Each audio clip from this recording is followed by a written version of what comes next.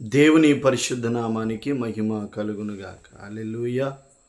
ప్రభునందు ప్రియమైన దైవ జనాంగమా, ప్రభువును రక్షకుడైన యేసుక్రీస్తు వారి పేరట మీ అందరికీ శుభాలు, నా వందనాలు తెలియచేస్తా ఉన్నాను. ఈరోజు ప్రభు నాకు ఇచ్చిన ఒక తలంపు, ఒక ఆలోచన మీతో పంచుకోవాలని ఆశతో మరి మీ ముందుకు వచ్చాను. ఈ సమయంలో కీర్తనల గ్రంథం 101వ అధ్యాయము 6వ వచనాన్ని తీసుకుని దేవుని వాక్యములో నుంచి కొన్ని మాటలు మనం ధ్యానం చేసుకుందాం. 101వ దావీదు కీర్తన 6వ వాక్యాన్ని చదువుకుని మరి దేవుని వాక్యాన్ని ధ్యానం చేసుకుందాం. నా యొద్ద నివసించినట్లు దేశములో నమ్మకస్తులైన వారిని నేను కనిపెట్టుచున్న నిర్దోష మార్గమందు నడుచువారు నాకు పరిచారకులగుదురు. దేవునికి స్తోత్రం. బిడ్డలారా గమనించండి, ప్రభు తన వాక్యములో నుంచి మనతో మాట్లాడునుగాక. బిడ్డలారా గమనించినట్లయితే చదవబడినటువంటి లేఖన భాగంలో నుంచి ఇక్కడ ఏమని సెలవిస్తూ ఉన్నాడంటే, ప్రభువారు నా యొద్ద నివసించినట్లు దేశంలో నమ్మకస్తులైన వారి కొరకు ఆయనంట కనిపెడతా ఉన్నాడంట. బిడ్డలారా, ప్రభు ఎవరి కొరకు కనిపెడుతున్నాడు, ఎవరి కొరకు ఎదురు చూస్తున్నాడు, ఎవరి కొరకు ఆయన ఆశపడుతున్నాడంటే నమ్మకస్తులైన వారి కోసం. బిడ్డలారా, దేశంలో ఎవరైనా నమ్మకస్తులు మరి ఆయన కనబడితేనంట అలాంటి వారి కోసం ఆయన కనిపెడుతున్నాడంట. రెండోది, వారంట ఆయన దగ్గర నివసించటానికి, నివాసం ఉండటానికి. ఎందుకు నమ్మకస్తులంటే ఆయన దగ్గర నివాసం ఉండటానికి, ఆయన తనతో మరి పెట్టుకోవడానికి, ఆయన దగ్గర పెట్టుకోవడానికి, ఆయన దగ్గర నమ్మకంగా ఉండే వ్యక్తుల కోసం ఆయన కనిపెడుతున్నాడు. అంతేకాదు, నిర్దోష మార్గమందు నడుచువారు నాకు పరిచారకులు అవుతారు. బిడ్డలారా, నమ్మకత్వము అనేది చాలా మరి ఉన్నతమైనటువంటి విషయం. నమ్మకం కలిగి ఉండాలి మనం ప్రభు సన్నిధిలో. నమ్మకత్వం, భక్తిలో నమ్మకత్వం, ప్రార్థించటంలో నమ్మకత్వం, దశమ భాగం ఇవ్వడంలో నమ్మకత్వము, దేవుని మందిరానికి రావటములో నమ్మకత్వము, పరిశుద్ధతలో నమ్మకత్వం, ఇంకా అన్ని విషయాలలో నమ్మకంగా ఉండాలి. దేవునికి స్తోత్రం. బిడ్డలారా, నమ్మకత్వము అంటే మత్తయి సువార్త 25:12-28 వచ్చిన వరకు మనం గమనిస్తే, నమ్మకత్వము అంటే ఇచ్చిన దానిని కాపాడుకోవడం. హల్లెలూయా. ఇచ్చిన వాటిని కాపాడుకోవడం. ఇచ్చిన వాటిని కాపాడుకుంటూ మనం ప్రభు కొరకు, నీకేమిచ్చాడు ప్రభు? రక్షణ ఇచ్చాడు, ఆత్మ అభిషేకాన్ని ఇచ్చాడు, ఆత్మ వరాలు ఇచ్చాడు, పరిశుద్ధ జీవితాన్ని ఇచ్చాడు, మంచి సాక్ష్యాన్ని ఇచ్చాడు, ఇంకా మంచి మంచి తలాంతులు ప్రభు నీకు ఇచ్చాడు. వాటినంట బిడ్డలారా మనం కాపాడుకోవాలంట. దేవుడు మనకిచ్చిన వాటిని కాపాడుకుంటే బిడ్డలారా మనము నమ్మకస్తులు. అలాగూ మనం కాపాడుకుంటేనండి తండ్రి మరి సంతోషములో పాలు పొందే వ్యక్తులుగా మనం ఉంటామట. అంతేకాదు దేవుని బిడ్డలారా, ఎవరైతే తమకిచ్చిన వాటిని కాపాడుకుంటారో ప్రియమైన దేవుని బిడ్డలారా, ఆ కాపాడుకున్న వారికి దేవుడంతా మరింతగా కృపను అనుగ్రహిస్తాడంట. దేవునికి స్తోత్రం. హల్లెలూయా. బిడ్డలారా గమనించండి, ప్రభువు మనకిచ్చిన వాటిని కాపాడుకుంటే, ప్రభువు మనకిచ్చిన వాటిని వృద్ధి చేసుకుంటే, ప్రభువు మనకిచ్చిన వాటితో బిడ్డలారా మనం ప్రభు పనిచేస్తే, ప్రభు కొరకు నిలవబడితే, నేను అంటాను దేవుడు వారిని నమ్మకస్తులు అన్నాడు.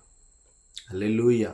నమ్మకత్వం అంటే ప్రభువు మనకిచ్చింది కాపాడుకోవాలి, ఇచ్చిన దాన్ని వృద్ధి చేసుకోవాలి. ఒకటి కాపాడుకోవాలి, రెండోది వృద్ధి చేసుకోవాలి. దేవుని బిడ్డలారా, ప్రభువు వచ్చే వరకు ఆ 2 క్వాలిటీస్ నీలో ఉంటే నిన్ను ఇంకా నమ్మకస్తుడిగా ప్రభు తీర్చి ఉన్నతమైన వాటి మీద నిన్ను మరి అధికారిగా చేస్తాడు, ఇంకా ఎక్కువ కృపను అనుగ్రహిస్తాడు.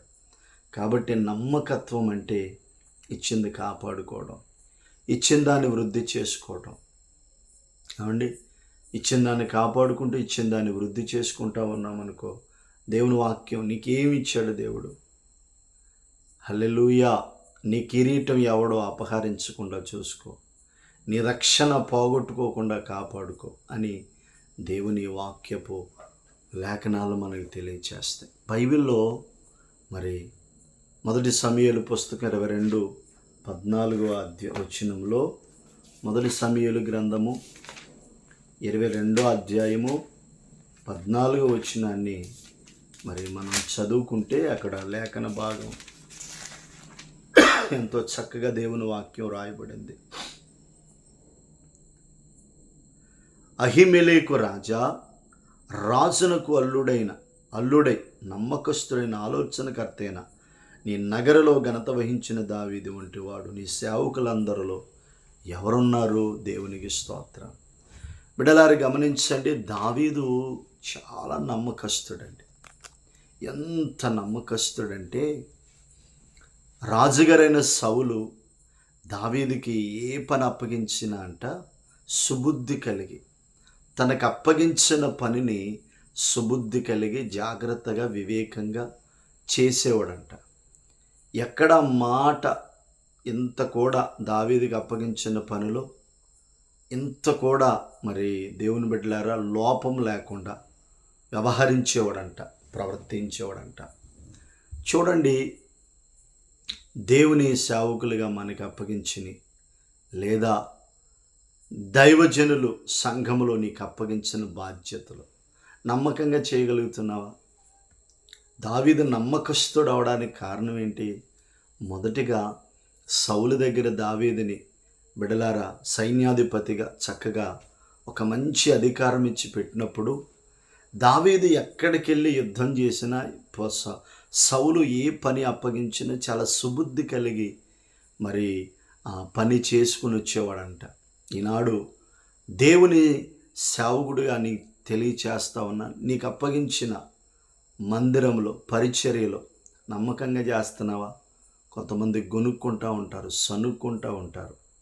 మేమే చెయ్యాలా, మాకే పట్టిందా ఈ పరిస్థితి, మరి ఎవరు పిల్లలు లేరు, మా పిల్లలే చెయ్యాలా, మేమే చెయ్యాలా ఈ పరిచర్య అని సనుగుతూ గొనుగుతూ చేయకూడదండి దేవుని పని.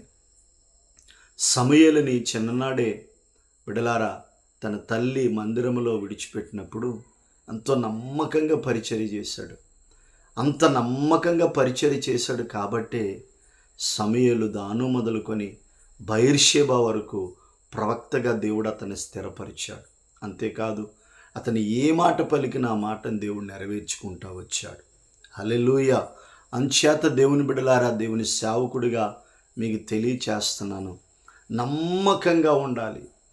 దైవజనులు నీకు అప్పగించిన పరిచర్య, నీకు అప్పగించిన బాధ్యత, నీకు అప్పగించిన సేవ, నీకు అప్పగించిన మరి ఏదైనా నమ్మకంగా చేయాలి. ఆ అప్పగించిన దాన్ని కాపాడుకుంటూ, అప్పగించిన దాన్ని వృద్ధి చేసుకుంటూ ఎంతో చక్కగా మనం ముందుకు సాగిపోతే బిడ్డలారా, మరి నిజంగా మనం చూసి ప్రభు సంతోషపడేటట్టుగా మనం ఉంటాం. దావీదంట నగరిలో నమ్మకస్తుడైనట్ట. అంత మరి సాక్ష్యాన్ని దావీదు గారు పొందుకున్నారు. నమ్మకస్తుడంటండి. అంతకంటే నమ్మకమైన వ్యక్తి ఎవరని అహిమెలెకు చెప్తున్నాడు రాజుగారికి. ఎవరో సౌలుకి చెప్తున్నాడు, అయ్యా మన నగరిలో నమ్మకస్తుడు మరి దావీదు కదా, అతని వంటి వాడు మరొకడు లేడు. దేవునికి స్తోత్రం. ఎంత నమ్మకమైన వ్యక్తి దావీదు బిడ్డలారా. అంత నమ్మకమైన దావీదుని దేవుని బిడ్డలారా, దేవుడు అందుకనే దావీదుని అంత నమ్మకస్తుడు కాబట్టి దావీదుని దేవుడు ఉన్నతంగా మరి స్థిరపరిచాడు. హల్లెలూయా. తన ప్రజలందరి మీద రాజుగా దేవుడు అంగీకరించాడు. హల్లెలూయా. తర్వాత దానియేలు పుస్తకం 6:12 చదివితే, దానియేలు పుస్తకం 6 12వ వచనం చదివితే అందులో కూడా మరి దానియేలు గారి గురించి ఒక మంచి మాట ఉంటుంది. రాజ సముఖమునకు వచ్చి శాసన విషయమును బట్టి, రాజా 30 దినములు నీకు క్షమించండి. 6:4 అందుకు ప్రధానులు అధిపతులు రాజ్యపాలన విషయంలో దానియేలు మీద ఏదైనా ఒక నింద మోపవలన నుండి తగిన హేతువు కనిపెట్టుచుండిరి. కాబట్టి ప్రధానులను అధిపతులు రాజునొద్దకు సందడిగా కూడి వచ్చేట్ల, రాజా ధైర్యవే చిరంజీవుగాక,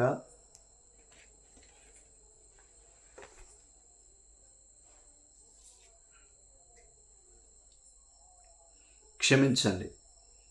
అందుకు ప్రధానులు అధిపతులను రాజ్యపాలన విషయంలో దానియేలు మీద ఏదైనా ఒక నింద మోపవలన నుండి తగిన హేతువు కనిపెట్టుచుండిరి. గాని దానియేలు నమ్మకస్తుడే, ఏ నేరమైనను ఏ తప్పైనను చేయువాడు కాడు గనుక దానియేలు తప్పైనను లోపమైన కనుగొనలేకపోయారు. దానియేలులో స్తోత్రం.